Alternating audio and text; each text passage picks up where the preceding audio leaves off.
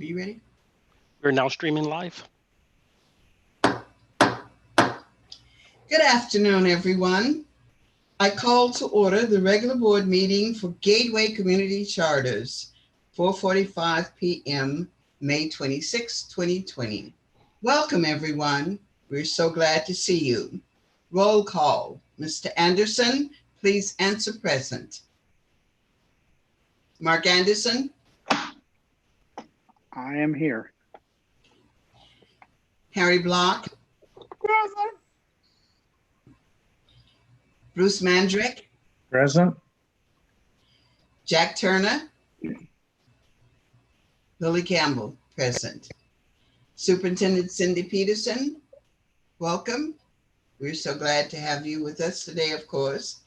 All of the administrative cabinet members, our principals who are presenting today, and all of the guests who are with us online. Thank you so much for being with us this afternoon. And we're now ready to have our meeting and open. Public comments, Mr. Sample? Madam President, there are no public comments tonight. Thank you very much. And now we're moving to the superintendent's update. Dr. Peterson, are you ready to give us wonderful updates?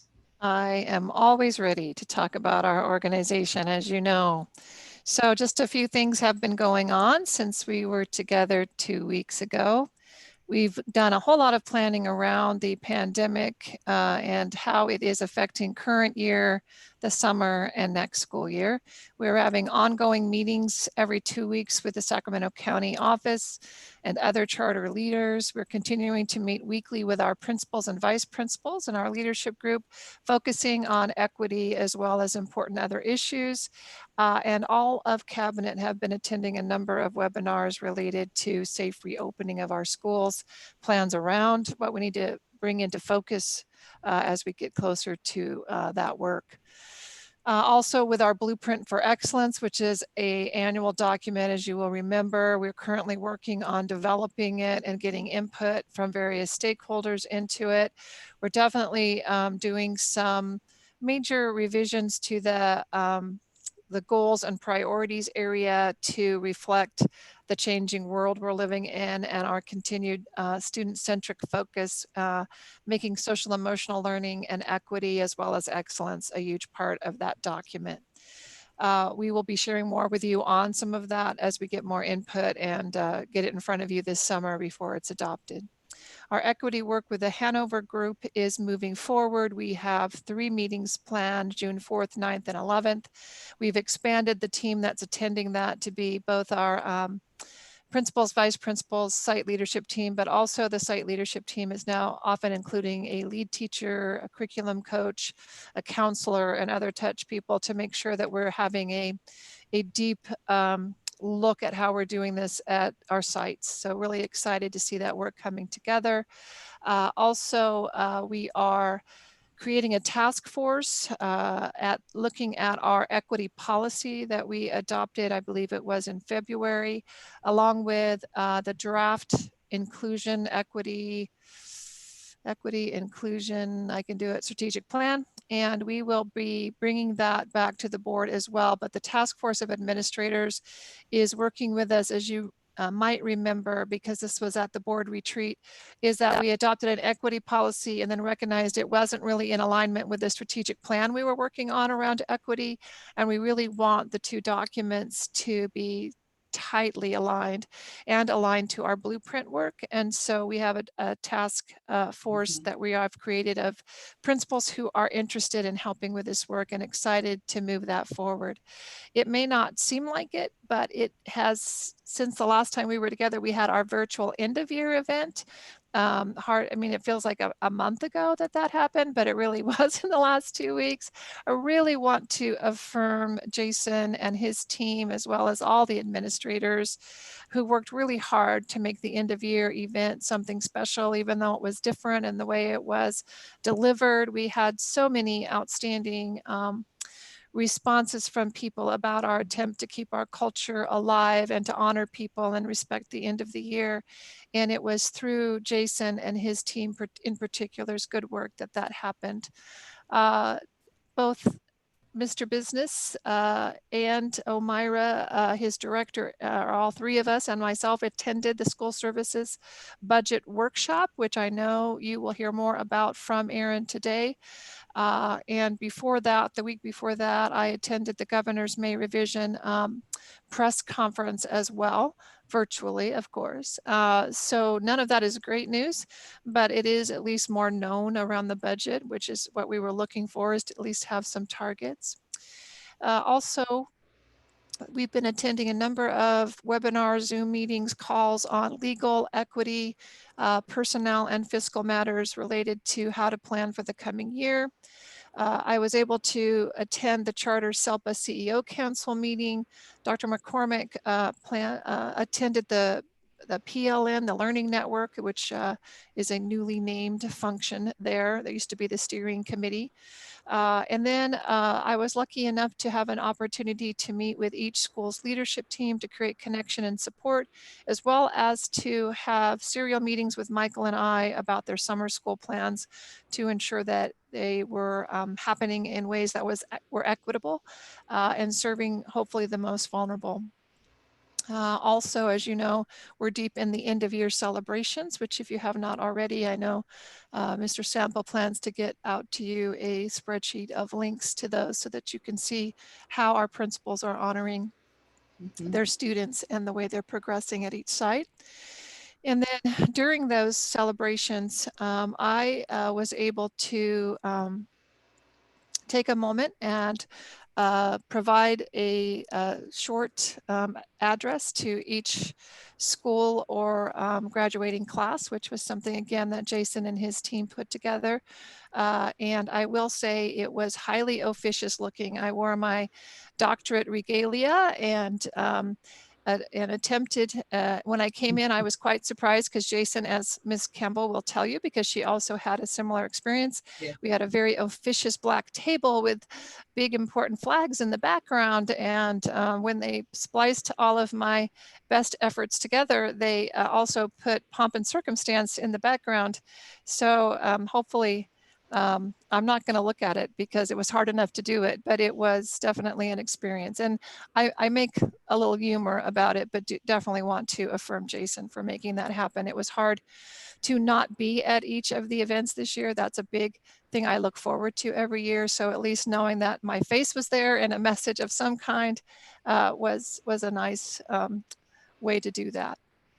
And then also just want to be sure that you understand that we know our principals this week are managing a lot with their emotions and the emotions of all their staff and their families, along with trying to keep it hopeful and joyous as they celebrate these things, but also managing people's sense of grief and loss, that it's not the way they would have liked it to be. But we really want to affirm all the work of all of our principals who are just doing an amazing job balancing all that this week. So thank you. Thank you, Dr. Peterson. Do we have comments from board members? Comments from board members? Seeing no hands, thank you again for all of your hard work on behalf of the board and all the things you're doing. And yes, I will mention in my comments about my speaking to the graduating classes and visiting with the end of the year activities. So right now, everything's going well, and I sure appreciate all of you that I'm looking at for doing the work that you're doing. So thank you again for the hard work, each of you. And now we shall move into our study sessions. And the first one is Higher Learning Academy HLA Annual School Report. Dr. Peterson, would you bring her in, please? Well, I would be happy to bring her in. I'm not quite sure how to do that in our world, but just want to, Erin, you can go ahead and unmute yourself. Otherwise, we'll be clicking it back and forth, back and forth.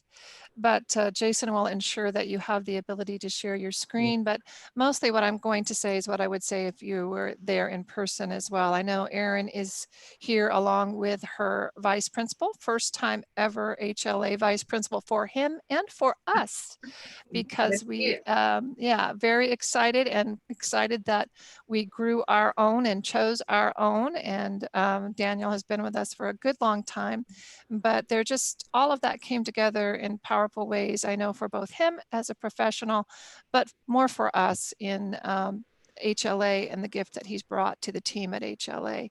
So Aaron, you are amazing. Your VP is amazing, and we're excited to hear what you have to tell us tonight. We Well, are. thank you. Thank you. Thank you. Okay, here we go.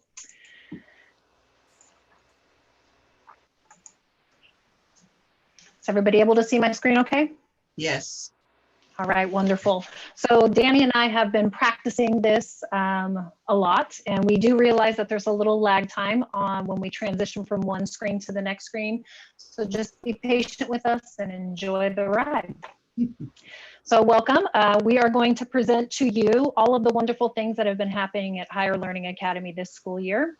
And we always start with our good things. We are a CKH organization. So at HLA, we were really proud that we received our 3-year WASC accreditation this school year. We improved our California data dashboards results, and HLA is no longer in comprehensive school improvement. There is a picture there of Mr. Coonan and myself with Ernie the Eagle, our mascot, celebrating as we announced it to our staff that we were out of the CSI. We were awarded for our first time ever CKH National Showcase School. We're really, really, really proud and excited for that. We had a lot of amazing student-led activities. We increased our CAS scores. We have our IB PYP candidacy and MYP candidacy this year. And we share facilities with Futures High School, and we are able to do a lot of collaboration with them, and we're really excited for that opportunity. We really want to affirm GCC.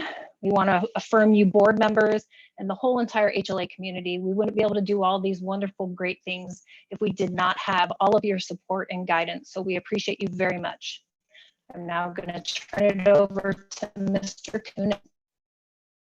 Yes, to talk about distance learning. So I've been so proud of our teachers and really our whole organization and how quickly we've moved to distance learning.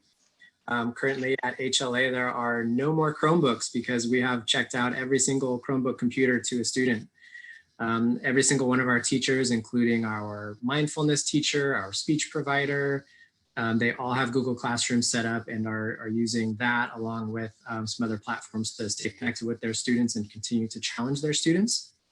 I've also been really proud that we've continued to reach out to staff and families with surveys to make sure that we are doing everything we possibly can to just continue to improve and get better and better at distance learning. So we're going to see a picture here of one of our teachers that deserves an affirmation. They all deserve an affirmation for being so flexible and working so hard during this time. But this is Miss McKinney with her class on a Zoom, and you can see in the upper right-hand corner there, I think she's got an entire family that wants to jump in and join in on the learning there. So yeah, all of our teachers do a great job with this stuff. The next picture we're going to look at here is the survey that went out to HLA staff. We reached out to all of our staff just to see, how is this going? How are you feeling? What other supports do you need in place? That sort of thing, just again, to make sure we're continuously getting better at this process. And then the next slide you're going to see is the survey results of a survey that went out to our families. So we reached out to families and asked, do you have everything you need? What can we do better? And you'll see we had 38 responses here. And initially we thought that was a little low considering how many families we have, but I think it speaks to, how pleased our families were for the most part with just how quickly we moved to online learning and walk them through the process from the very beginning. You might be able to see there that we had 18% of our respondents say that they did not have the resources or supplies that they needed to help keep their child on track academically at home. We were able to follow up with every single one of those families and make sure they had what they needed in terms of whether it was a Chromebook or in some cases even just providing them with paper packets of the learning experiences that they would otherwise miss out on. I want to affirm even our guided reading paras are doing a great job of staying connected with students, running small group reading through Zoom. So everybody's just getting really creative and staying connected with students. So moving on to supporting our HLA scholars, GCC priority number 1 is increasing student learning and academic outcomes. And we've worked really hard in that capacity. Our CASP scores increased, which helped out our data dashboard, which we're going to dive into a little bit further in just a bit. And we even did things like a tutoring program for all students that needed it, K through 8. So we're going to take a closer look now at the dashboard data, which is pretty remarkable. You'll see here in chronic, all of these colored indicators, chronic absenteeism, suspension rate, English language arts, and math achievement. They're all currently in yellow. The previous year, they were all in either red or orange. So it just really is a great representation of where HLA is headed. All right, and then moving on to Coherence. We really believe in the team acronym, together, everyone achieves more. So with all of these things that you're seeing, we really make sure to go slow, get staff input and buy-in before moving forward with everything, with anything, which just makes everything that much more powerful and impactful. So structured collaborative conversations were our academic focus in the classroom this year. We were able to see growth for all students and staff on that and on a really a daily basis. We did some work around our reading diagnostic assessment, looking closely at our Fontes and Pinnell data to make sure that we were meeting all students at their level. And then in terms of CSI, Ms. Marston mentioned earlier, we got out of comprehensive school improvement because we brought our suspension rate down, we brought our attendance up, and we brought our academics up. And then we just also, at the same time, continue to work forward towards IB excellence. That's really going to be the powerful future of HLA. So let's look at those attendance numbers. It's pretty remarkable. You'll see, we basically made a 2.5% jump this year. And that's after we made, a 2.5% jump the year before. So, I think it really speaks to all the hard work of all of our staff at HLA. And then you're going to see our school plan here. And you'll see, how focused we were, how detailed we were in looking at all different kinds of data to make sure we were, meeting all the needs of HLA students. We were looking at attendance, suspension. We were looking at our Fontes and Pinnell data. And we kept coming back to this plan throughout the year, getting staff input and just continuing to work towards excellence.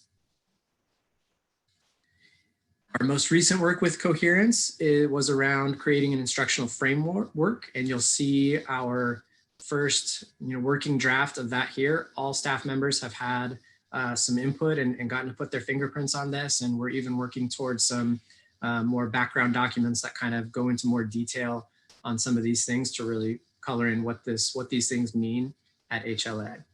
I want to affirm Dr. Peterson, Michael Gillespie, Mike Blomquist. They've been really instrumental in supporting us and guiding us through this Coherence work. I also want to affirm you, Mr. Coonan, for all of your leadership on our coherence and our instruction at HLA. It's really helped tremendously, so I appreciate you very much. So we have been using technology before we went to distance learning, which is what helped us be so successful when we moved into distance learning. Each classroom is equipped with smart boards. We have Chromebooks at every grade level and a 1-to-1 ratio for Chromebook to student from our 5th grade up to 8th grade. During our regular day before we went to distance learning, we were utilizing Google Classroom and other online educational resources, which really helped us during this time. And I want to affirm Jerry Little for making sure that HLA had all the equipment and the bandwidth that we needed to ensure that we could use technology within the classrooms. So school safety for our mental, physical, and social well-being. At HLA, we have restorative justice practices that we implement, mindfulness and CKH. We believe that when students make a mistake, if they own it, fix it, and learn from it, it helps grow students. Which has helped us lower our suspension rates. For CKH, we've really been focusing this year and last year on student voice and really getting students involved in how the school moves forward, which has really helped propel us into this CKH excellence. So here we are with on a Zoom call picture that I took, where this is Flip Flimpin, the founder of Capturing Kids' Heart, and he is announcing to us that we won the National Showcase Award for this school year, and it made us really, really, really proud. We couldn't do that without the work from Mr. Munch, Miss S, and Dr. McCormick with all their help with our SEL programs that we've had this school year. And then also our CKH consultant, Jeff Thorpe. So the facilities at HLA, as you know, the Rancho Del Paso school site is beautiful. We have great maintained new playground. We had hired landscapers that make sure that our grass stays green and everything trimmed and looking neat. We have updated Wi-Fi at the school site. In our gym, we have new basketball courts, bleachers, and a stage, which is really exciting. And then to ensure that we stay nice and safe, we have a gate that encloses our campus and video surveillance. I really want to affirm Jerry Little and Brandon for all the support that they've done to ensure that our school site stays safe and maintained, as well as Ryan Strobel at HLA. All their work has really helped us make sure that HLA stays a beautiful campus. Moving on to fiscal responsibility, maintaining our healthy budget. Our quarterly budget meetings, I've been having those with Aaron Thornsberry and a couple other staff like Laura, Michael Gillespie, and Yvonne, which has really helped us maintain this healthy budget for HLA, which will help us next school year. We saw significant enrollment growth this year, which also helped us, which made sure that we could train our HLA staff and have increased technology in the classrooms. So I really want to affirm Mr. Business, Mr. Thornsberry, Michael Gillespie, Yvonne, and Laura for all their support this school year. Thank you so much. Moving on to engagement, strengthening GCC, our school, family, and community is really important to the success of HLA. Here is a photograph of Kim Moses. She's one of our middle school teachers. She teaches ELA to 6th, 7th, and 8th grade. And she is speaking to parents, all middle school families, at a mid-year orientation where we got families together to make sure we're all on the same page to remain successful throughout the school year. This is a photograph of one of our parent appreciation breakfasts. This is a community engagement thing that we put on throughout the school year just to really bond and find some really strong bonds with our families and students. I really want to affirm our parent engagement team at HLA, and then Mr. Block. I think every single time we have some sort of family engagement, Mr. Block is at those engagements. To engage our other families, we have School Site Council, our parent faculty organization, our district English Learner Advisory Committee. We have Student of the Month assemblies where families can come down and see their student honored and recognized. We have different school events like open house, talent shows, school dances. And then we have our annual book fair, which raised us about $5,000 this school year that put resources back into the classrooms for students. I really want to affirm Mark Anderson. He helped us this year, and Maisha Britt. They both gave us different resources to affirm our families. We got some King's tickets and some free Cirque du Soleil, which really helped our families feel important and valued. So I really want to affirm them for that. At HLA, we do the work we do because we recruit, retrain, retain, and recognize our staff members. So we want to create a really strong culture of appreciation, and we do that through CKH tools, and then also our professional norms. So we created professional norms last year, and they're still going strong this year. This is work that we did with John Pierce with Future Management Systems. We also have a very similar document that we utilize with Higher Learning Academy and Futures High School to make sure that we maintain a strong sense of community. It's helped tremendously. These are a few photographs of some of our wonderful staff members doing some of our events throughout the school year. I think the bottom one you guys can see is our One Proud Family t-shirts that we wear every Friday to show our teamwork. And then we also appreciate our staff members through an Awesome Apple Award that we give out monthly. Teachers, you can see in that picture, get an Awesome Apple trophy and a $10 Starbucks gift card, and it really brings this really strong culture of appreciation. I want to affirm Laura, Nikki, Annie, Jessica, and Michael Gillespie for all the work that they've done helping HLA maintain and recruit these important people that do the important work every day. So moving into what's next for HLA in 2021, I'm going to turn it back over to Mr. Coonan. Thank you, Ms. Marston. Yeah, we're still early on in our IB journey, right? But we're making some amazing progress. We became a PYP candidate school last year. We became an MYP, so the middle years program, IB candidate school this year, just on April 1st. So that was great. We had our IB PYP visit scheduled for this spring and had to postpone that to next year. But I think it's actually going to be a blessing in disguise, because during this closure, we have, like I said, ramped up our planning. So I think when we have that IB visit next year, it's going to be even more impactful. And then we've been able to accelerate our MYP progress by getting all of our MYP teachers trained online. So whereas we were going to try to train them in person over the summer, we've trained them all already online, saved some money doing it. So that's wonderful as well. And then in the future, we're looking forward to hiring an MYP IB coordinator. Once we know what our revenue looks like and Mr. Business, agrees that it's a good time, that's something to look forward to as well.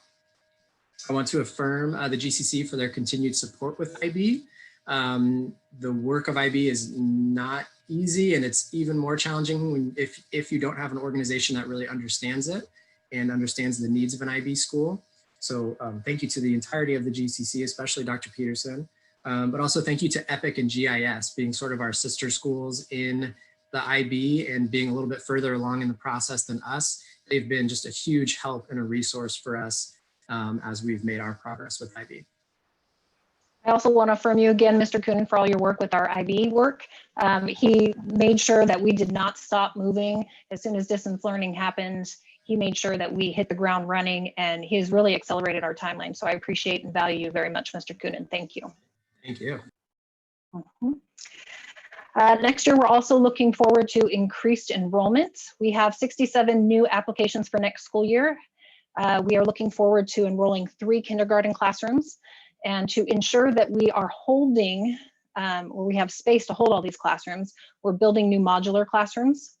And so here is a current photograph of what construction looks like at HLA right now. This is where the new modular classrooms will be built.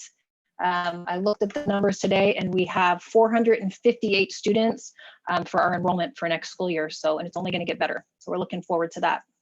I really want to appreciate and affirm Jerry Little for all the work that he's done. We made sure that those modular classrooms got built on an advanced timeline. So hopefully they're ready for us in August. And then this is our last slide for the night. Next year, we will continue with our academic and behavior focus. We want to make sure that our IB continues to be our focus through all the instructional work that we do. We're going to continue our shared leadership to make sure our teachers are invested, and we will continue mindfulness and yoga. So thank you very much to everyone. Appreciate you.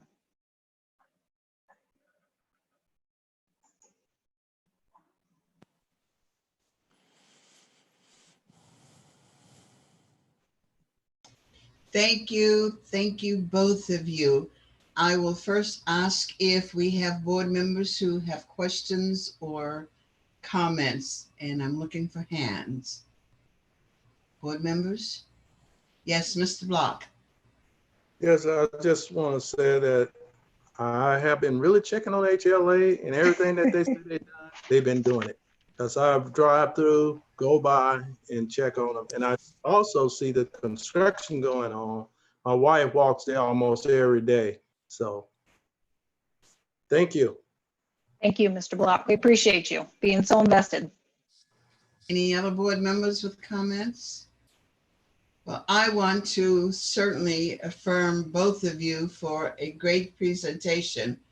And I really am glad to see the standards are being met in all of your academic performances. What a vast, vast improvement from a few years back. You have made such progress that we just can't thank you enough for all of your hard work, because it takes hard work to do what you're doing. And the work, the progress that you made is unbelievable, just absolutely great. Just in case, talk a little bit about PYP IB, in case we have some people on who don't understand what you mean when you say PYP IB candidates. Say just a quick overview what that means. Danny, I think. Yeah, sure. So PYP stands for Primary Years Program. Mm-hmm. So we now are a PYP candidate school and an MYP candidate school, MYP being the middle years program. So the sort of path to authorization is a long and tough one, as Dr. Kosh I know could speak to, being over at Epic. But yeah, so we're in this initial phase where we are building our curriculum. We're going to get a lot of help from the IB organization. Good. And all leading up to an authorization visit, a year or two down the line. Yeah, and I want to say PYP is kindergarten through 5th grade, Okay. and MYP is 6th, 7th, and 8th. Thank you.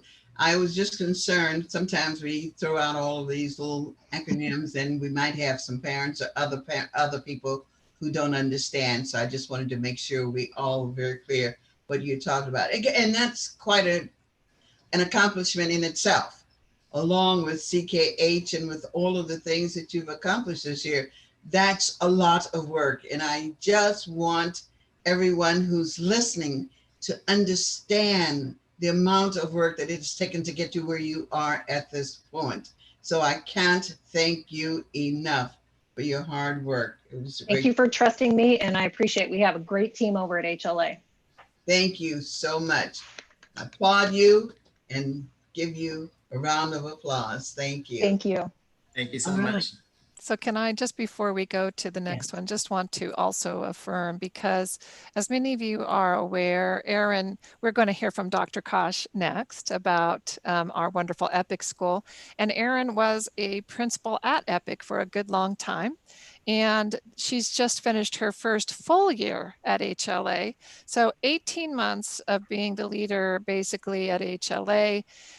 She's done an amazing amount of work solidifying her staff and their culture, the school's culture, the discipline, the curriculum. With Danny's help, they've just really, as we've heard, jump-started like a rocket this IB work. And as we've recognized as a board, IB in the population that we serve is not something that's done on the regular basis. So we're providing something above and beyond for those who don't generally get that opportunity to have something of this level of rigor. And it has been Erin's leadership that has allowed us, and Danny's this year as well, to allow us to get to this. And as you've said, President Campbell, a tremendous amount of work, Erin and Danny, and we just really want to affirm you for that. And we don't take it for granted. We're very grateful for all of your efforts to make that happen. Thank you. Mr. Block has a hand, please. Yes, I just want to say they have one of the greatest parents club I've seen. So we got to give a little throw out to them, because the parent club is really working hard over there. And that's one of the things I like. That's wonderful. Wonderful to have the parents involved. It is a huge part of it, Harry, when we have our parents engaged. So, all right. Thank you so much, Team HLA. And now we will go to 4.2, Empowering Possibilities International School, EPIC. And we have Dr. Jerry Kosh, who is here to do a presentation. So I will give the lead in to Dr. Kosh as well. Dr. Kosh has been with us in the GCC for quite some time and has provided value in a variety of different ways. And through his role prior to being the principal, he was an incredible asset to the team, but really want to appreciate that he followed his passion and his interest and his heart into leading EPIC. And Jerry, we recognize that and we see the work that you're doing there and appreciate it. Jerry is finishing his first full year as a principal at EPIC, 18 months in, has done a great deal of work together with his leadership team. So Dr. Kosh, we just want to affirm you for your leadership. Yes. And now you're on. Thank you, Dr. Peterson. I appreciate those kind words. Board President Campbell, board members, Dr. Peterson, cabinet, virtual guests. I'm Jerry Kosh. I'm the principal of EPIC, and it's my pleasure to present to you the 1920 annual board report. And at this time, I'd like to affirm the great work of our vice principal, Ashley Cow, and our site administrator, Nina Semeriuk, who I'd normally introduce to you, but they're not here tonight, but they're here in spirit. So they do a great job in supporting all of our work at EPIC. Okay, moving on to good things. For 1920, there were many good things at Epic, and I'm just going to name a few of them. So first of all, in 1920, we were named Capturing Kid Heart Flipping Group National Showcase School for the second time. And it's a huge honor and a huge accomplishment and tribute to all of the staff members at Epic for the outstanding school culture that they've built. And if you look here to the right, you see a picture of our awesome consultant, Jeff Thorpe, who is visiting a fourth grade classroom and signing a social contract. And Jeff has just been great as far as his support for Capturing Kids' Hearts. We're lucky to have him. As far as International Baccalaureate's concerned, our IB-PYP authorization was received over the summer. And if you look here to the right, there's a picture of our PYP team celebrating at back to school night with the cake. And I'd like to affirm our PYP coordinator and vice principal, Ashley Cow, for her great leadership in the PYP program.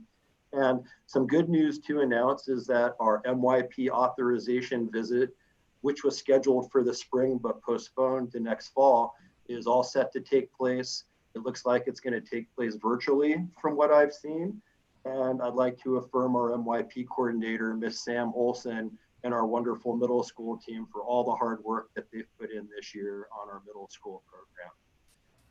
Something really exciting is we were granted a 5-year charter renewal from Yolo County Office of Education.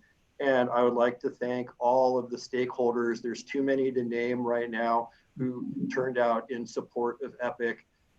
Our community engagement team under the leadership of Jason Sample did a fabulous job. And if you look here to the right, you see a picture of some of our, I would have to say, some of our cutest stakeholders who came to our hearing holding up the We Love EPIC sign. And just the turnout was fabulous, and it just shows what tremendous support the school has.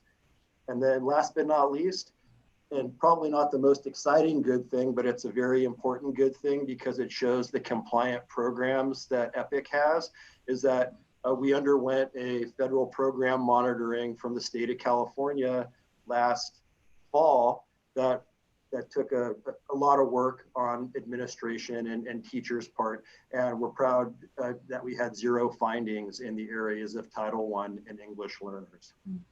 Very good. Excellent, excellent, excellent. We're very proud of the great work that we've done in distance learning at EPIC, and I'd like to affirm all of the staff and parents and students for their hard work and their flexibility during this unique time. The general expectation is that every student engages and shows evidence of effort in distance learning, which looks different across all of the grade levels as all of the engagement and activities. They vary depending on the developmental learning needs. An example of that is that the academic program is a synthesis of packet work and Google Classrooms. And it's interesting because our distance learning survey showed that parents in grades K through 3 do value some of that hands-on paper pencil work in addition to the distance learning. So we rose to the occasion and we met that need and supplemented that with some Zooming and some face-to-face time with the teacher to maintain the relational capacity, and that's important with all students and staff members. We had some recommended daily school time by grade level that's based on the developmental learning needs. For example, in kindergarten through 3rd grade, we recommended between 2 and 2.5 hours of total learning time a day. And for grades 4 through 8, 3 to 4 hours. And that includes all of the Google Classroom and packet work, the Zooming, the silent reading that all of our teachers are doing that shows that's so important. And then the use of the online platform. So that's a combined amount of time that we expect students to be engaged in the learning during this time.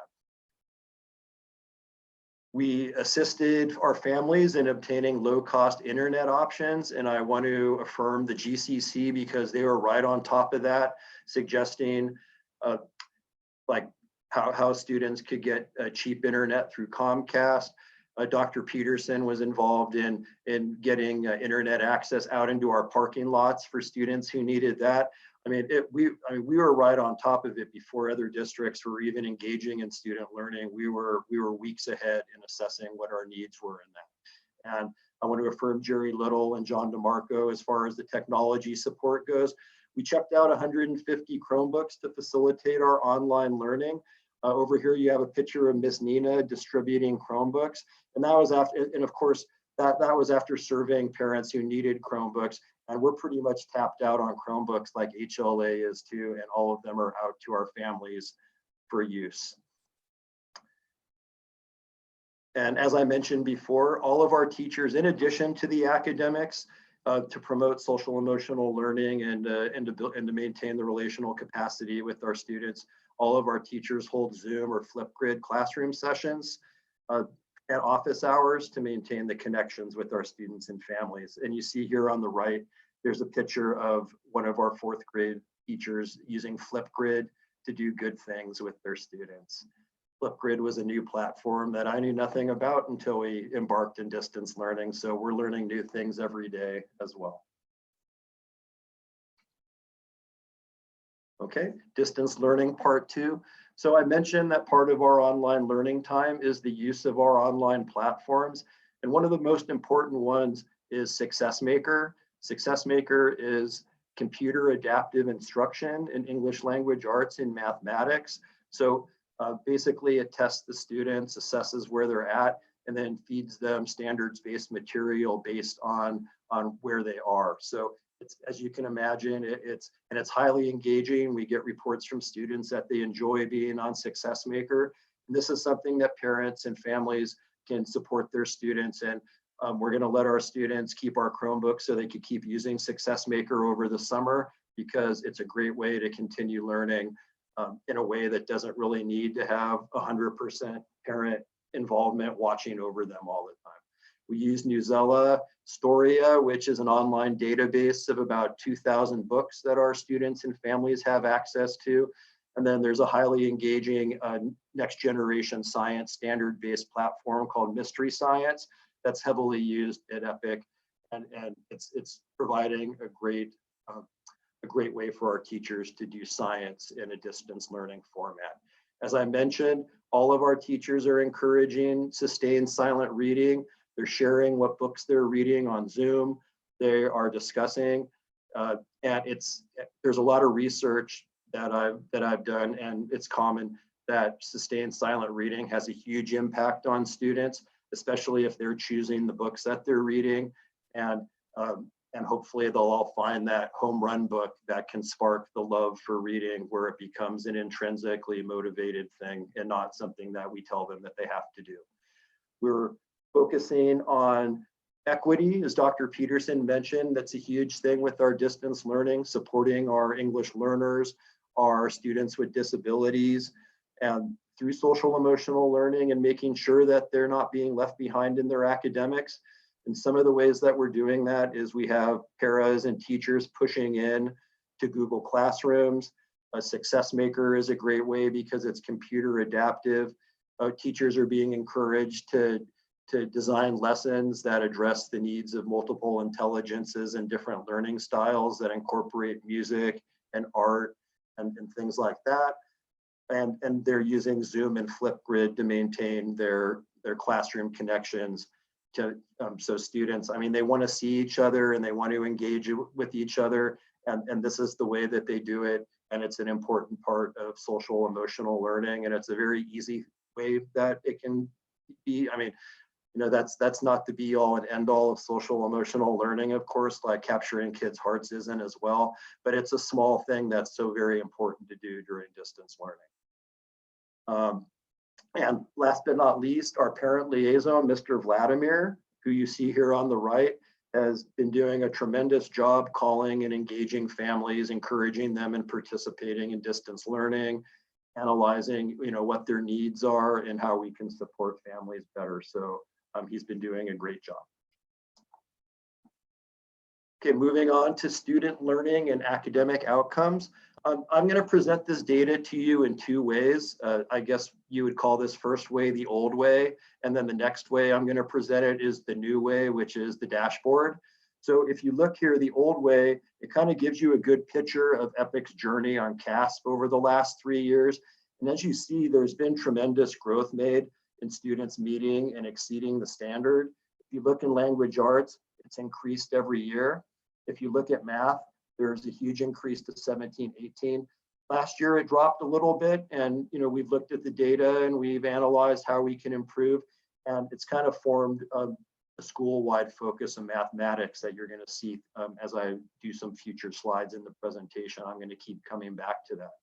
One thing that this slide shows in 18-19, if you look down at English learners and economically disadvantaged students, if you look at how EPIC is performing compared to Yolo County and the state of California, you'll see that there really is not much comparison, that if you look at students meeting and exceeding the standard, that EPIC is doing significantly well in comparison to these two other entities. So it's something that we're very proud of.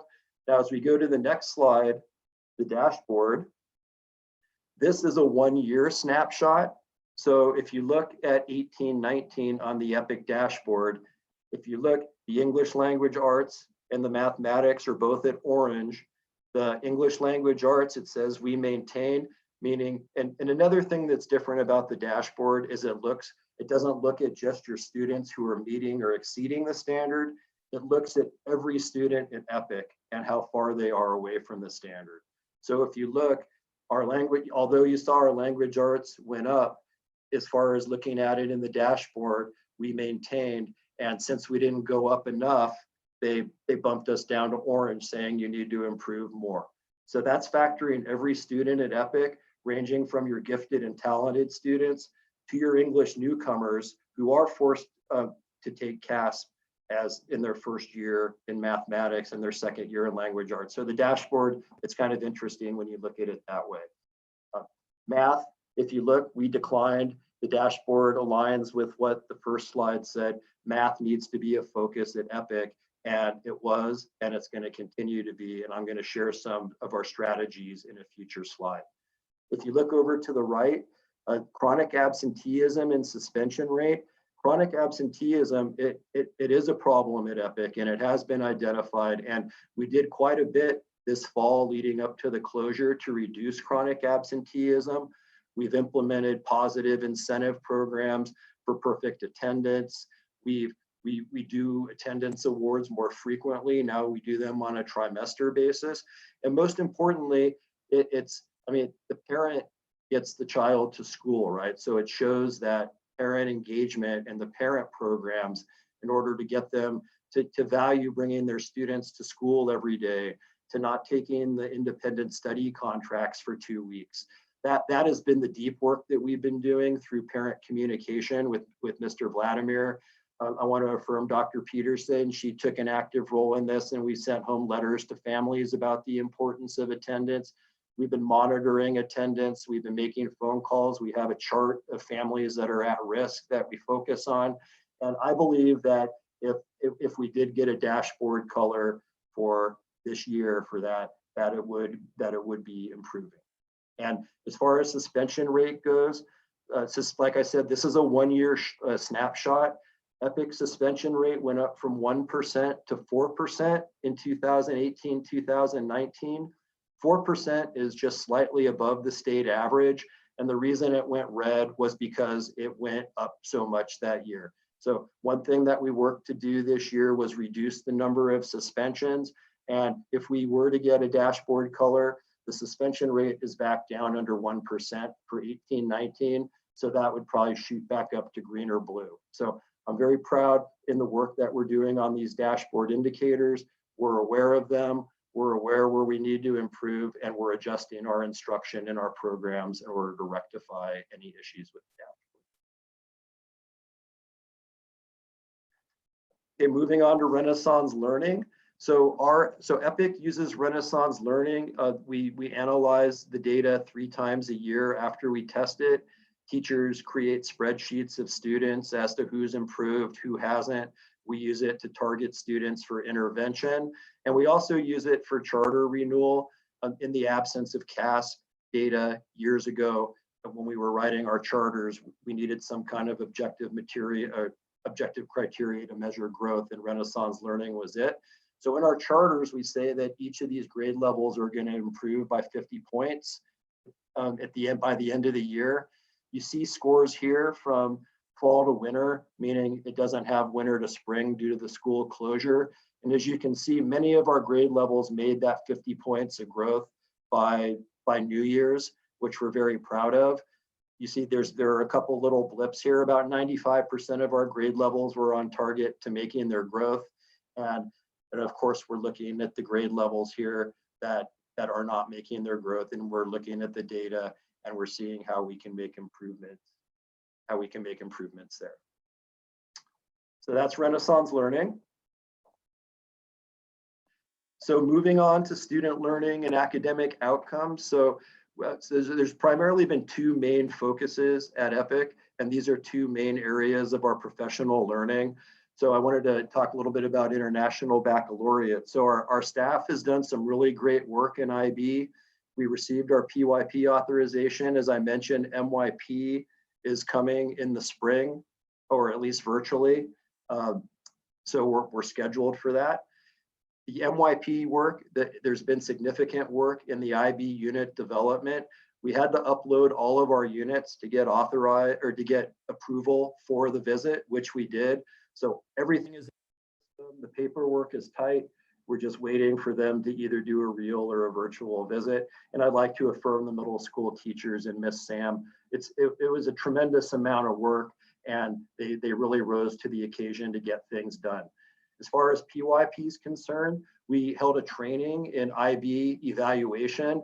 Notice how we don't call it assessment, because evaluation tends to have a more holistic sound, meaning IB considers more to assessment than CAS and Renaissance learning. They look at portfolio work and more holistic type project-based learning, which is all a part of the IB evaluation. And if you look here to the right, there's our PYP team at the IB training from this summer, and they did a great job. And we're moving to excellence in our portfolio work with IB, our use of ManageBack, which is an online platform where we enter all of our units, our 5th grade exhibition. And it was kind of cool because our 5th grade teachers did it through distance learning this year. And I just tweeted out a couple pictures of the exhibitions that they were doing, and they did a fabulous job. I want to affirm our 5th grade teachers for the great work that they did. And then the 8th grade community project, which is another key component of IB that we're moving to excellence in. And I just want to do one final affirmation to Sam and Ashley, our coordinators. Without their hard work, this would never have happened, and I appreciate both of you. As far as Math Matters goes, so we've looked at the data. We've learned that mathematical reasoning and data analysis are areas that we are struggling in CASP. Our data analysis has led to a math focus, and I'd like to affirm Mike Gillespie and Mike Blomquist and Chelsea at SCOE for all of their hard work in organizing our professional learning over Math Matters. We believe it's really making a huge difference at EPIC. So our EPIC teachers, they work with SCOE and teacher leaders. If you see here on the right, we have Miss Beloso who's conducting a number talk. And so it's becoming where it's embedded in our system, and it's not being led by the administration. We have our teachers leading our mathematics improvement measures. So they're doing number talks, they're doing open middle problems and struggle problems. Last year, we participated in initial framework analysis in professional learning. So our teachers, it's especially important in International Baccalaureate that as they're building their IB units, that they know what the key things in the framework are, so they can embed the key concepts and skills into their IB units so we can get the biggest bang for our buck on CASP. So that's the whole goal with that. We have some more framework analysis coming in 2021, and I know Dr. McCormick is going to be helping us with that. So I appreciate Dr. McCormick very much, and we're looking forward to doing more of that great work in Math Matters. EPIC coherence work for 1920. So our 1920 coherence work was a huge success. We had a school-wide writing plan that focused on writing indicators. And basically our teachers chose 3 areas in writing that they were gonna analyze student work on, that they were gonna adjust their instruction on after they took a look at what needed to be improved or what was working and what wasn't. So we did our 3 cycles of inquiry. If you look on the right here, we used many data protocols to analyze our student work and our writing. On the right, you see our kindergarten through 2nd grade PLC analyzing a writing indicator. And that down below, you see our middle school team analyzing student work and writing. So they would analyze the work, they would see what's working, what's not, and then they adjust their instruction based on that. We saw, based on the Innovate Ed rubric, we saw school-wide growth on the benchmarks of capacity, focusing direction, creating a collaborative culture, deepening learning, and securing accountability. Coherence Work Part 2. So we tried some innovative new things with our Coherence Work this year. We created a teacher team, which was a 1st grade team. And for the first time, they implemented cycle of inquiries about writing in mathematics. So to the right, you see our teacher team there with Miss Cow, and we have Jill from Innovate Ed. It was very, very useful and productive, and we're hoping that we can continue with our teacher teams for next year. And then also, as you heard from HLA, we're also working on our coherent instructional framework. And you see here on the right, you have a draft of epics. They kind of all look like flow charts. You have the mission in the center, and then you have areas of curriculum. We changed assessment to evaluation to match IB, instruction, and culture. And we look forward to working more. We have another meeting tomorrow via Zoom, as you see at the picture here on the right. And we're finding that it's working out very well doing this remotely. All right, maintaining and expanding our safe and healthy environment is very important to all of us at EPIC. So as I mentioned, we're a national showcase school for the 2nd time that we're very proud of. Over to the right here, you see some pictures of that our Sunshine Committee and our process champions on activities that we've done to build relational capacity. You see some holiday stockings there where everybody brought some things over the holiday season to fill the stockings, which was a lot of fun. And then down below, you see pictures of our baby showers with Miss Haynes and Miss Cow and celebrating that. Those are just small examples. We celebrate birthdays every month and do many, many other things, too many to mention here in this presentation, but I'm really proud of the work that our process champions have done. And what I'm really proud of is that it's not directed from the top, that it's become ingrained in our culture, and they meet and they suggest ideas, and I don't really have to micromanage it, which is really great. EPIC does kindness challenges every year. It's been kind of a tradition since Miss Marston's was here, and we thank her for bringing this on, and we changed it a little bit this year. We had all of our teachers and students read the Rainbow Fish book. I don't know if you read it before, but it has to do with kindness. And our students, they did hundreds of acts of kindness during the Rainbow Fish Challenge. And on the right here, you just see one of our fish. We had to start another fish because we had so many acts, and they're still hanging up in the EPIC multi-purpose room, so we can see, how kind everybody's been. And we also, of course, being kind, it's just not something that you do during a week or two at EPIC, that it's encouraged all the time, that we reinforce through programs such as our Caught Being Good program and other things like that. And then something that I'm very, very proud of is that we created our first student council at EPIC. Over on the right, you see a picture of our first election. And I'd like to affirm Mr. Hale, our individuals and societies teacher, for leading our first student council. And they created many fun activities at EPIC during this school year. And we look forward to continuing our student council for years to come. So also we hold many recognitions at EPIC. On the right here, you see us recognizing our students for our IB learner profiles, which we do monthly. We do our academic awards every trimester. Last year, we conducted significant professional learning in social emotional learning through the CASTLE framework. And over here on the right, you see our teachers collaborating, and we spent a half a day on social awareness training at one of our professional learning days. And then they set some goals through their evaluation process in ways that they're implementing social emotional learning in their classrooms that they're held accountable for at the end of the year. One thing that is very cool is we had a chance to revise our emergency plan. EPIC has always had a great emergency plan, but we were able to implement an incident command system for the first time. And I'd like to affirm Dr. McCormick for her great work on the school safety plans. And we feel like at EPIC that we're really ready for any emergency that would happen. We've really taken the game up to the next level. So I appreciate that. Down in the right hand corner, you see a picture of the EPIC lobby. This isn't a distance learning photo, although you do see some work packets there, but we did work to create a more welcoming environment in our lobby. And we received nothing but compliments about how it looks. And I think we did a great job. I'd like to thank Jerry Little and Dr. Peterson for being involved in that lobby renovation and supporting it.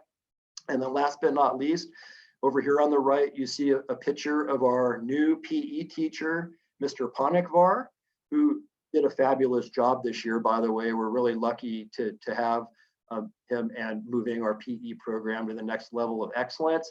But here you see him implementing heart zones, and he's done a great job with that. And we're looking forward to getting the heart rate monitors back on our students and incorporating our technology back into our physical education classes. Our priority 5, we're doing a lot to engage our families and our community at EPIC. As I mentioned before, we had tremendous stakeholder and community support at our renewal hearing. There's another picture on the right. As you can see, we had a packed house of students and parents and families. A couple full busloads of families came out, and we really think it made a huge difference in getting that 5-year renewal. And I'd like to affirm Jason and the community engagement team, Sergey, for the great job that they did in supporting our renewal. One of the things we've been working on is improving our after school program and expanding the programs and ensuring the quality of them. And we held our first after school program showcase this year. On the right, you see those are our Girl Scouts sitting in the front. We are proud of the work that we've done with Girl Scouts, and they came up and they sang a song. And we also had our gymnastics program perform. We had our music program perform, and all of our students had a chance to take part in that in our after school programs. And I'd like to affirm Miss Nina for her hard work with our after school programs. She does a great job with that. On the right, we held a family math night to engage parents and provide them the skills that they need to help their students learn math, as math is one of our big focuses for this year. It was hugely successful.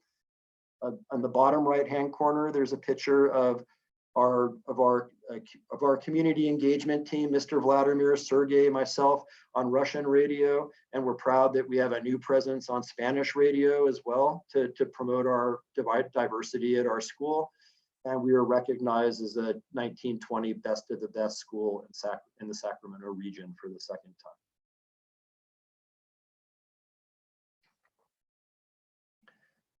All right, priority 6, recruiting, retaining, and recognizing staff. So we continue our high level of retention for 1920. And I'd like to affirm our HR department, Laura and Michael and the team, for all their work in helping us do this. We like to think that it's because of the excellent school culture and support that we provide for our staff and teachers. And I look forward to continuing our high level of retention well into the future. We're increasing our leading from the middle staff development.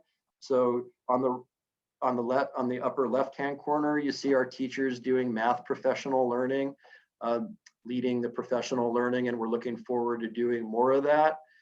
Our professional learning focuses for 1920 have been IB GLAD, which benefits our English learners, the writing and the math coherence, data analysis, and capturing kids' hearts, all using a professional learning communities model. And in addition to recognizing our students frequently, we also recognize our staff. So here you see on the right, our staff receiving some learner profile awards as well. So EPIC, what's next? So many exciting things on the horizon for EPIC. By the end of next year, we're looking to be fully IB authorized in MYP and PYP, which is a huge accomplishment. We will continue our excellence with capturing kids' hearts. We have a WASC self-study coming up in the spring, which was postponed from this year. And I'm very pleased because we've been able to streamline our WASC process with our Coherence, which I know has been one of our goals to synthesize all of this work, and it's really working out well. We are looking forward to expanding our PE area to complement our growing excellence in PE. I know Jerry Little's working on those plans now, and I appreciate everyone's support in that, cabinet and the board. We are growing our school leadership team, and of course, we're always looking to grow and develop programs that benefit our students, such as Girl Scouts and intramural sports.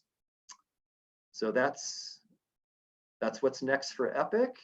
And I just want to do some quick affirmations here. First of all, I'd like to affirm the board for their unwavering support of EPIC at all times. Thank you very much.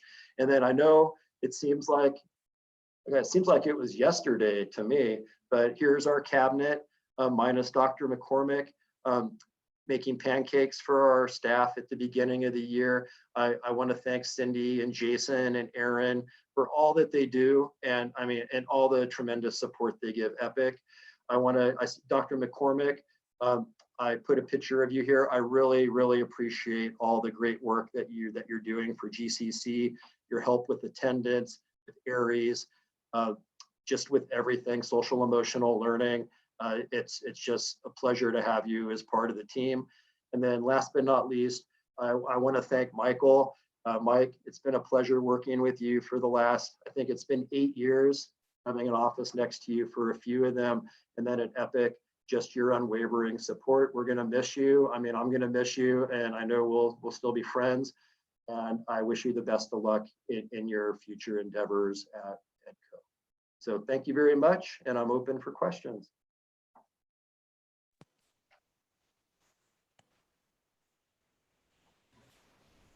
Thank you, Dr. Kosh. Thank you to your staff. Thank you to everyone who have helped to make this a great program. We know that you have only been there 18 months. You took over for Erin, who was just there and doing a fantastic job, and you have continued with her vision and with your own vision. So that's the good part. Board members, before I make any other comments, do we have board members who have comments or questions? Seeing none, I will continue. You mentioned the flip grid, I believe, and you said it was new to you. I hadn't heard it either. So what is it? It's another form of Zoom where it's more kid friendly, and students can log in with their teacher and they could share about books or good things. It's very similar to Zoom. Okay. But, I've learned so much from our teachers in distance learning. It's just amazing, just the wealth of knowledge that I'm seeing around EPIC and the GCC. And nobody really planned for this, and just that everybody jumped in and they're doing an amazing job. Jerry, and I want to say this, many years ago when I was a principal, we had school-wide sustained reading, silent sustained reading, and everyone shut down, everything shut down for about a half an hour or so every day after lunch. And it's so good to see us coming back now. So thank you for that vision, having sustained silent reading. I really appreciate it, because that is one of the best ways for students to really get into books and start appreciating what a book has to offer. So thank you. And I'm glad to see that you're watching your programs in terms of moving from one color to the next color and you write on it, particularly in those areas where they're concerned. So I just want to thank you for your leadership, your hard work that you've done in the last 18 years also. Anything else from anyone? Thank you. Thank you. So Dr. Peterson? before we move on to the next item, because we will be moving into the LCAP review section, I want to affirm Dr. Karsh one last time. And he also had a vice principal for the first time this year, correct, Jerry? And it was Ashley Cow's first year being a vice principal with us. And at the same time, she was experiencing the birth of her first child and went out on maternity leave, which also during the pandemic, like you can't have enough things going on in your life, right? So, but she was very instrumental in the excellent IB work that happened with Jerry's leadership, of course, but want to definitely affirm Ashley and Sam Olson together, and of course, Nina for your community, and Vadima, just an incredible team that was each taking on their own area of strong leadership to create what you were able to create for this year, Jerry, and really want to affirm you. One of the great things we saw under Dr. Kosh's leadership this year was his physical presence prior to the pandemic. Just a great sense that he was able to show up in classrooms, he was able to show up for parents, he was out on the playground, and really stepping into the role of relationship builder at his site, which was something that was one of his own personal goals, I think, to stretch himself into. So I want to affirm him for all of that. Well, thank you both for being here, all three of you. And oh, there you are, Danny. I was looking for you.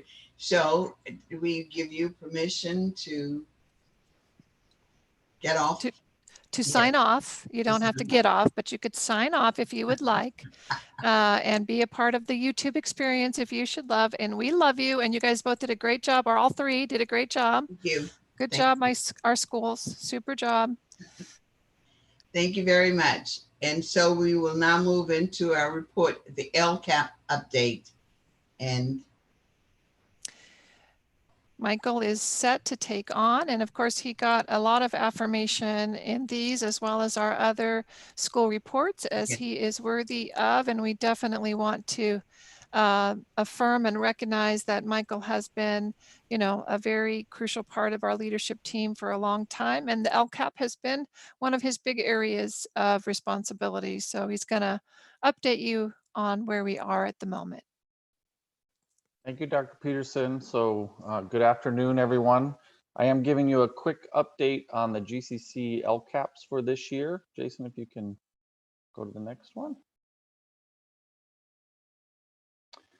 So a lot has changed since we gave you an LCAP update at the mid-year because of the COVID-19. And so as a part of that, the governor signed Executive Order N56-20 to modify those requirements for this year.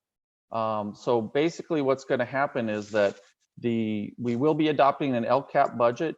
Aaron Thornsberry has been working with each of the principals and his team to devise a LCAP budget that will work for all sites, even though we are anticipating some cuts to that funding for next year. And that budget will be presented to you for approval in June.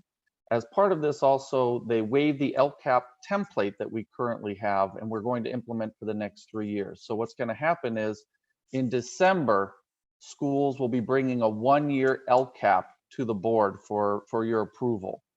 And so what that means is for next school year, we will only be having a 1-year LCAP. And then in the spring of next year, we will resume with a 3-year LCAP cycle. What we will be bringing forward to you in June are plans. It's a COVID-19 operations written report, which the state has released a template for to address the 5 issues that you can see that we have to adopt by July 1. One is changes to program offerings.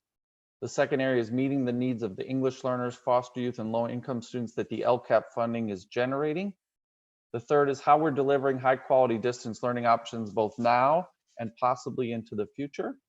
How we are working with our districts and local community-based organizations to help provide food to families during this crisis, and also talking about how we have worked with the community to provide supervision of students during school hours right now. We've been working with community partners. Jason has provided information to families that they've needed in case they needed childcare. And then moving forward, depending upon how the school year starts, how we're going to help provide childcare for families if students are coming in alternate days. So we will be providing that report to you in the first meeting in June, and then it will be brought forth to you for sunshining, and then it'll be brought forth to you at the second meeting in June for your approval. So basically everything in the LCAP is on hold in terms of the annual report and the 3-year plan moving forward. And next year you will receive a 1-year plan in December, and hopefully we'll have a lot more information on the budget front. Even though it will be approved in June, there could be more funding that comes to us through stimulus and other factors that could change our plans in December. So basically, the information you're going to get is a 1-year plan, and it will be then evolve into a 3-year plan in the spring of next year. Do any of the board members have questions about the LCAP process? All right, thank you, Michael. Do I see hands from board members? Any comments, questions from anyone? Thank you, Michael. We know things are still in the air, and we're just waiting for reports, but this is just a report, not an action item. Correct. So thank you. So we'll be coming back in July with action, in June with action. Correct. Okay, thank you. Anything else from board members at this point? Hearing none, we will move on to consent agenda items. And there are 6.1, adoption of the minutes of the May 12th, personnel consent agenda items, 2021 GCC Board Meeting schedule, purchases over 30,000, and GCC 2021 school year calendar revised. I will entertain a motion. Mr. Turner. I move approval. Thank you. I have a second, board member. I'll second. Thank you, Mr. Mandrick. Any discussion on any of the consent agenda items? Any discussion? Hearing none, roll call. Mr. Anderson, Yes. Mr. Block, Yes. Mr. Mandrick, Yes. Mr. Turner, Yes. Campbell, yes. All action items are consent agenda items are approved. I'm sorry. Consent agenda items are approved. Thank you, board members. And now we will move in item 7, business. 7.1, governors may revise state budget update. So can I give Mr. Business the respect he deserves Yes. by giving him a good lead in like we did for our principal? So definitely want to, all humor aside, appreciate Aaron. He and his team have been working very hard. He's been meeting nonstop with the principals in relation to each new piece of information we've gotten to ensure that he is creating budgets that will work for what is known at this time and helping them to prepare in a timely way. So I just want to affirm you, Aaron, for that and for your ongoing work that you do to create excellence in our organization. Thank you so much. Thank you, Dr. Peterson. Good evening, board and members of cabinet and public. I'm going to talk just about the governor's May revise and what we are seeing from the analysis, mostly given by School Services of California, and also there's a couple slides from Capital Advisors. So, and I'm trying to go to the next slide. I'm sorry about that. It's a little delayed. Okay, so just to start off, just to show kind of how serious this impact is on the economy, this slide shows a comparison between the Great Recession back in 2008, 2009, compared to what we're seeing today. This is, so back in the Great Recession, at its worst point, we had negative 8.4% drop in gross domestic product in the economy. And we've just witnessed a 4.8% drop and is projecting a 42.8% drop in Q2 of 2020 due to the shutdown on the economy. So it's very drastic. Unemployment numbers have skyrocketed since the pandemic began, up to in April, at the end of April, we're 23 million unemployed. We were just close to full employment, or we were at full employment pretty much, as you could see down when the bottom of the line before it shot up. And California, as of the latest numbers, is reporting a 25% unemployment rate now. So some of the risks to the state budget that has just been, revised and announced. We have biological risks of, the coronavirus and lack of widespread testing, tracing, a vaccine. We may get a viral rebound in the fall or winter, and this could have a negative impact back to the economy again. We have also some risks on the fiscal side about expiration of federal unemployment benefits, maybe a lack of stimulus measures. These things can negatively impact the state budget further. The international economy, and maybe an increasing tensions between China and the United States.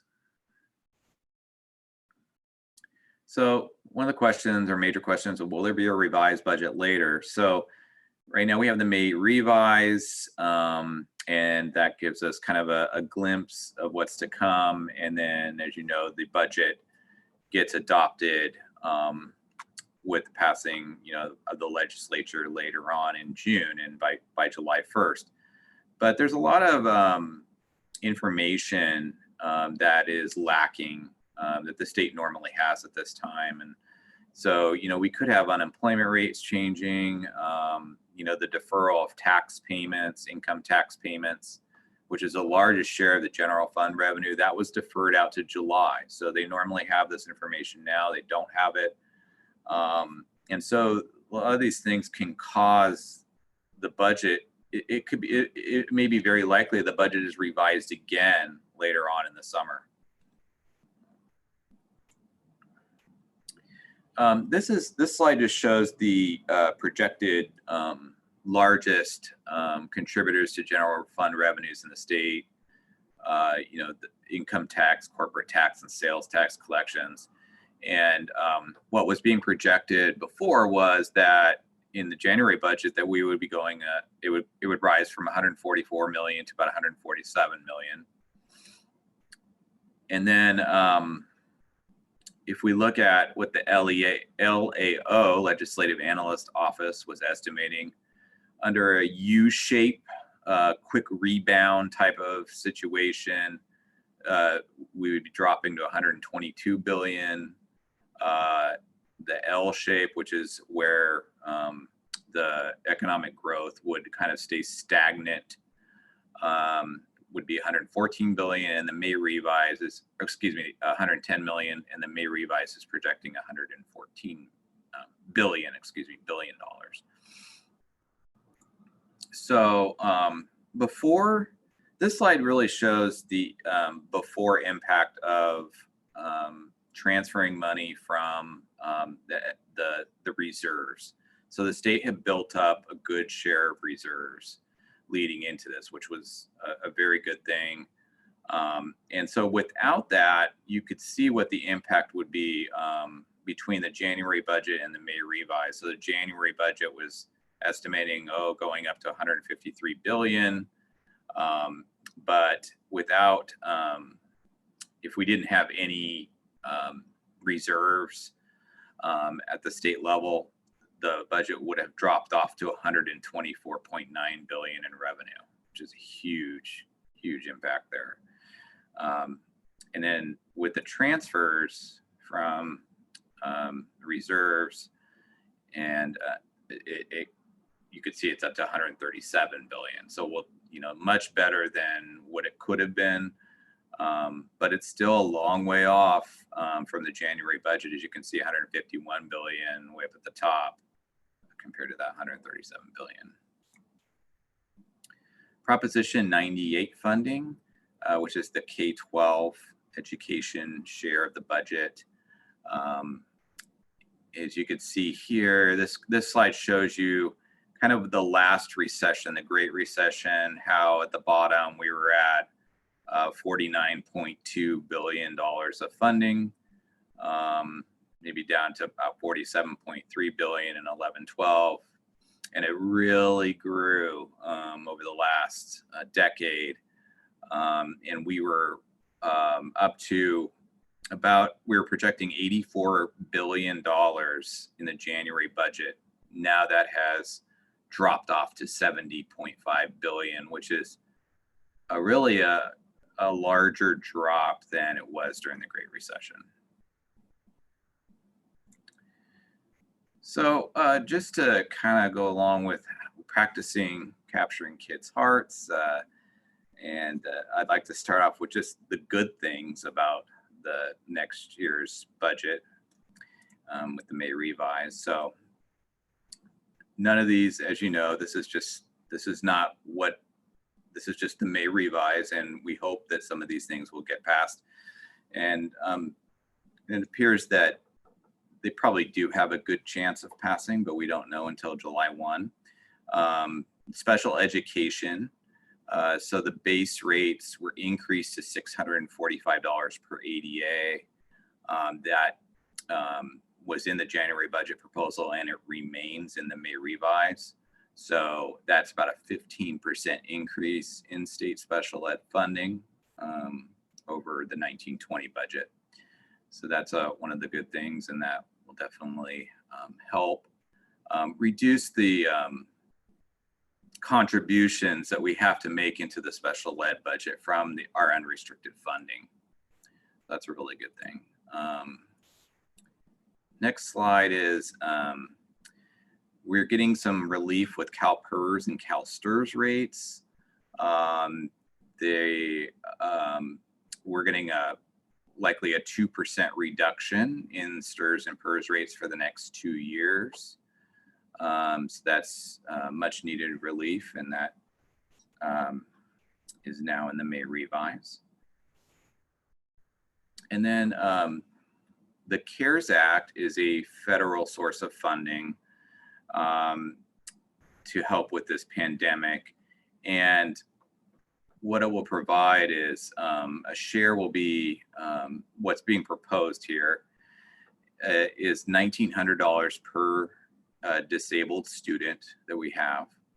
And then also concentration grant LEAs, which is us, would get $735 per ADA. And that those funds would have to be expended by December 30th on these areas, extending the instructional school year, additional academic services, learning supports, and wraparound services. Now, this is probably one of the more shaky areas of the May revise. We're already seeing opposition from the legislature against the way this is being allocated. What the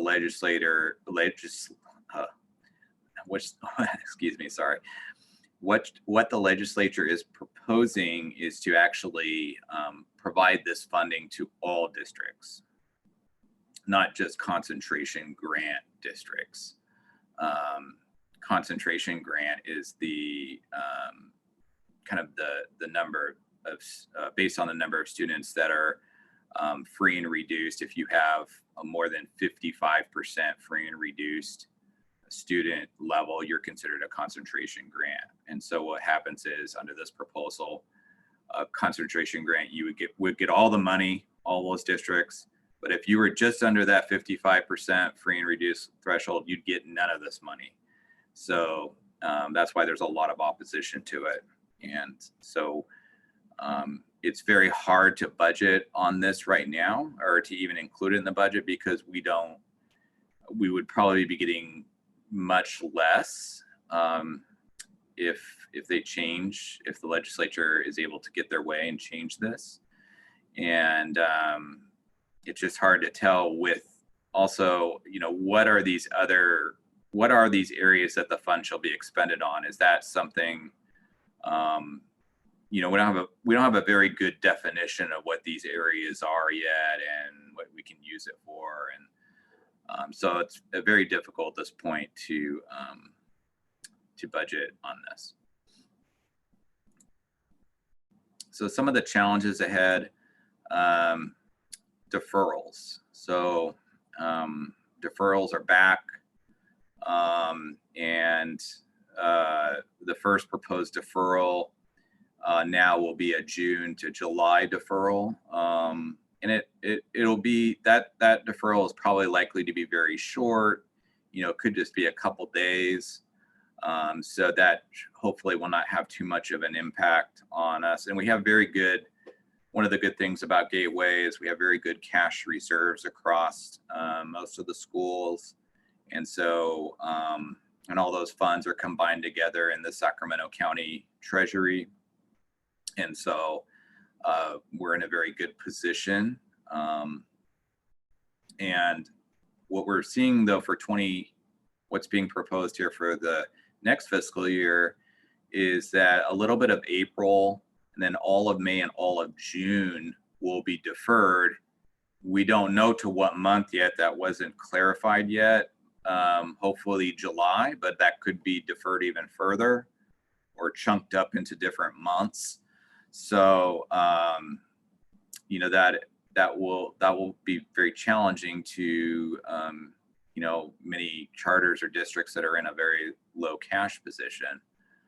But again, we have good reserves. We also are in the process of renewing our line of credit with Wells Fargo to mitigate the risk of this.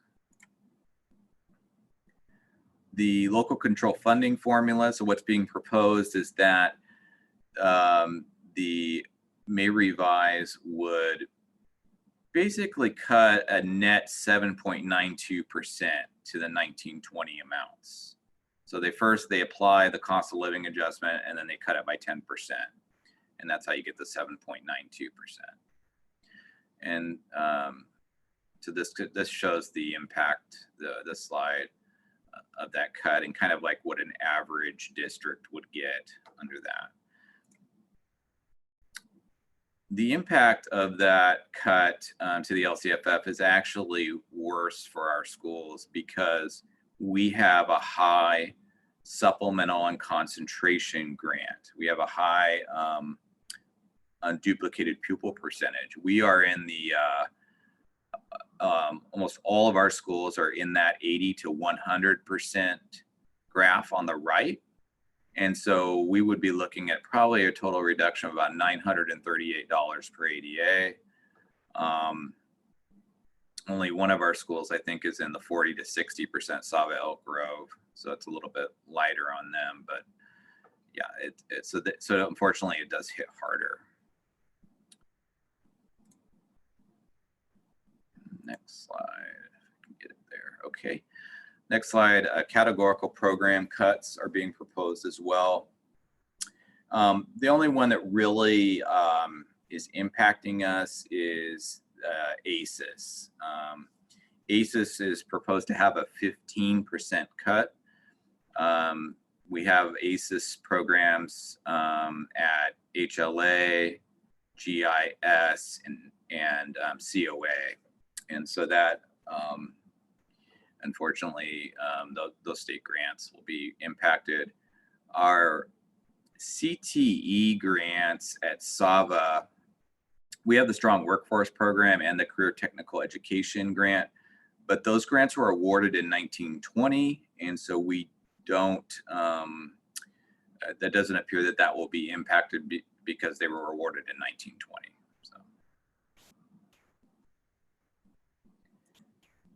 The next slide, okay. minimum wage, so the current law allows the governor to pause the minimum wage when certain economic conditions are met. And they have been met, but the governor's May revise still continues to propose with the scheduled increases in 2021 of the minimum wage, which will be at $14 an hour starting in January 1st. So unfortunately, that, while that's good for workers, is difficult, obviously, on our budget, because as those workers go up, another $1 an hour if you're at minimum wage, it has an upward pressure on all wages and salaries for employees, and so that really has a hard impact to rising costs at the same time when revenues are going down. And then some of the flexibility options that we've seen during the Great Recession that were given to schools, we're not seeing that in the May. Some of those we're not seeing in the May revise. So we're not seeing, flexibility to reduce the instructional year in minutes without penalty. That was one way to cut on costs back in the Great Recession. You could slice off maybe a few days to the instructional year and slice a little bit off, some of the salaries and wages in exchange, and that's absent on this budget proposal. Extending an ADA hold harmless provision, into next year, so that your funding won't, your average daily attendance, if it drops, you wouldn't be impacted. That's absent. Contributions to restricted maintenance accounts. Flexibility in the use of supplemental concentration grant funds are not there, and we're not seeing an ability to sweep like some ending balances from categorical programs and restricted grants into unrestricted. So these are things that we would like to see in the final budget, but they are not right now.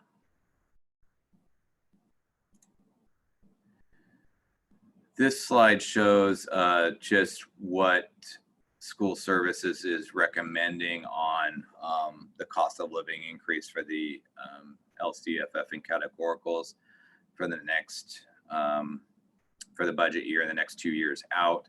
So they're recommending basically just 0% for all the 3 years, and so that is unfortunate, just with rising costs. At the same time, the revenue is going to decline into 2021 and then basically kind of stay flat for the next couple of years out.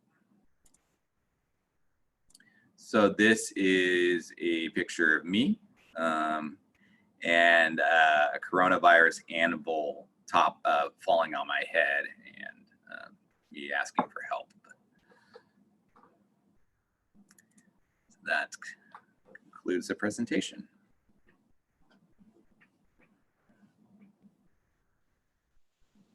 Any questions, Dr. Peterson or others? Well, I will just say, at least in the spirit of cartoons, you didn't put me in the upper part of the cartoon pushing the anvil on you, as you were suggesting earlier. So at least I didn't show up in your cartoon.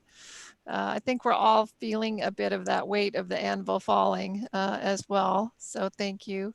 Great presentation. Madam President? Yes, thank you very much. I was muted.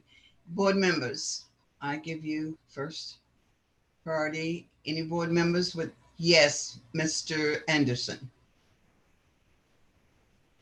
He's muted. Aaron, again, great presentation. Question, have we also approached our insurance company, the people that is there any conversation about that? Are they going to keep rates flat, or have you had any feedback from them at all?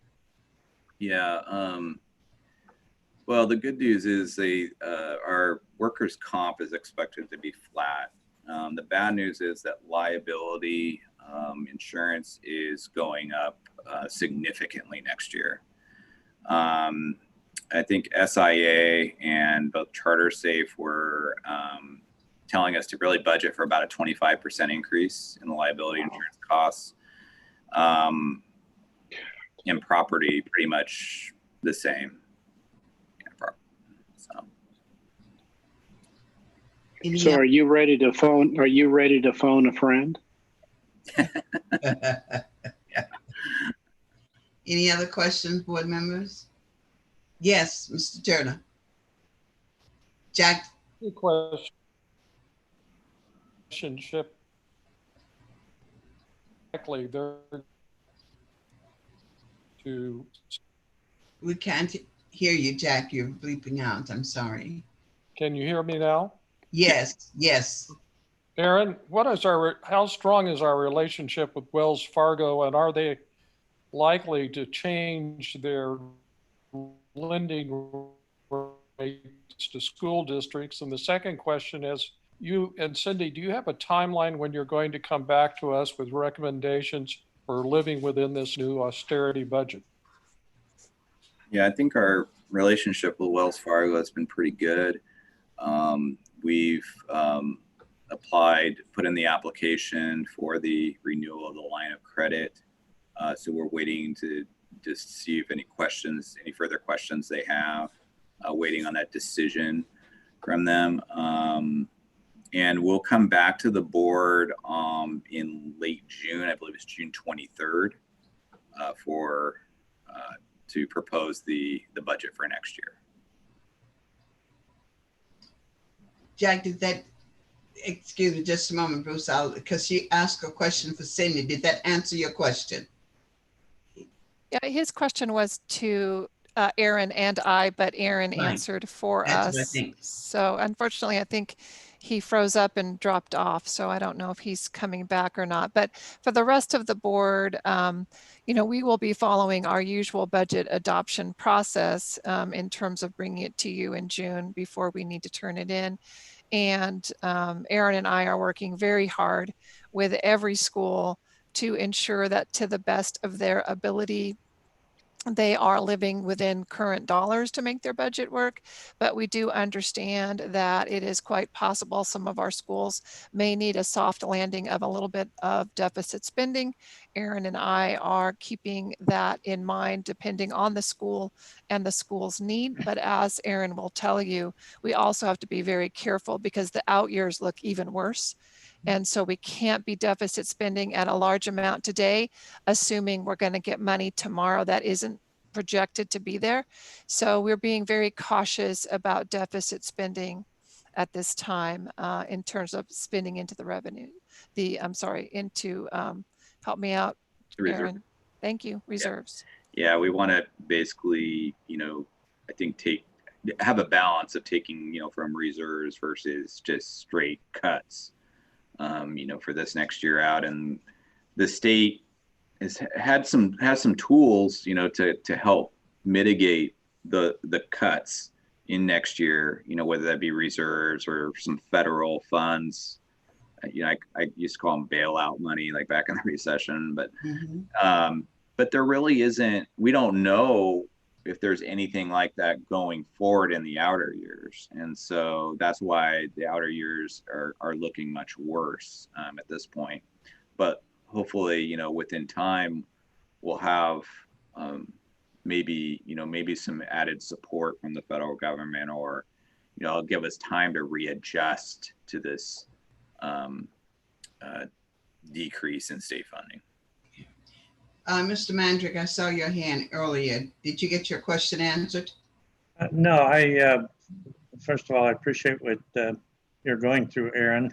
I'm awfully glad I'm no longer in school business administration at this point. So I really do appreciate it. Have we heard anything about health insurance costs for next year? No, we haven't heard anything yet from that area. And yeah, that's been a bad trend over the last few years as well. So, which is undoubtedly going to also be affected by a pandemic and resulting health issues, I'm sure. So, okay, hearing no others. Thank you, Aaron, very much for your comprehensive report. Thank You know, all we can do is just wait and see where we go from here, because we don't have the answers yet. So, and I know you will be giving it back to us as soon as you have some reports to give to us, something definitive. So thank you very, very much. Thank you.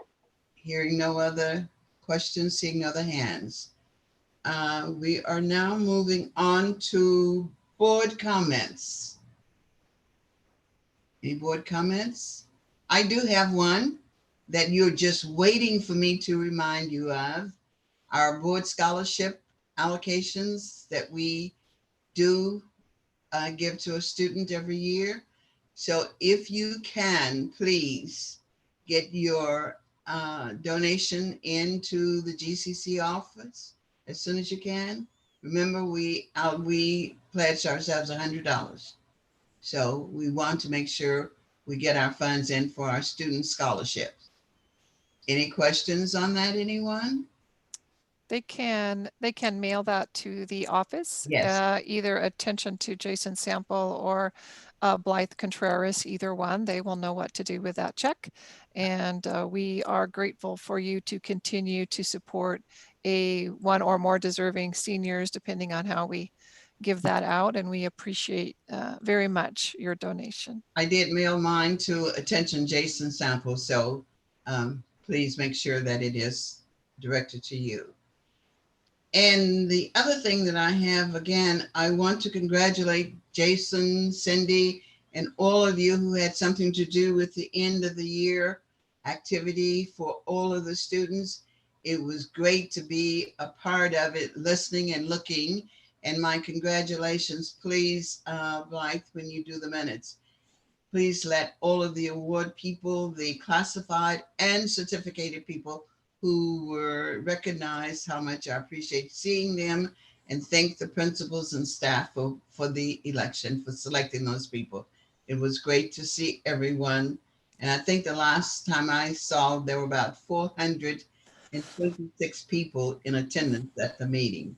So that was quite a coup for everybody to be there. So thank you again. And again, it's difficult doing this and not being able to visit the schools and what have you. And I'm looking forward to the graduation profile that you're sending, Jason, so that we'll know when they're being sent, when they're being recognized. So, board members, anything else for the good of the organization? Yes, Mr. Block. I was going to go by HLA, but I think it's going to be too hot because I got hot on the golf course today. So I don't think you don't get too hot. And I didn't tell everybody, but my husband, just for your information, had a heart attack on Friday morning. We rushed him to the hospital. They did 3 stents and he's at home feeling good now. So just for your information.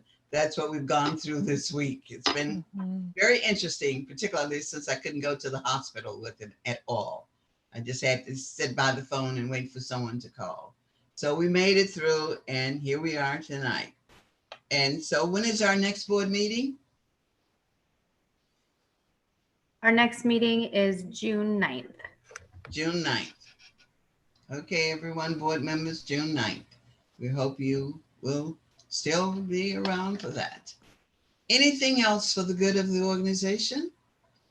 Anything else? Thank all of you cabinet members. Thank each of you for being present. And again, the hard work, and to the principals and vice principals who are on with us tonight. We really appreciate them. So if there's nothing else for the good of the organization tonight, I will entertain a motion for adjournment. Move we adjourn. Yes. Do I have a second? Mr. Mandrick? Mr. Anderson? A second? Yes. All in favor? Aye, sign. Aye. Aye, thank you. And with that, meeting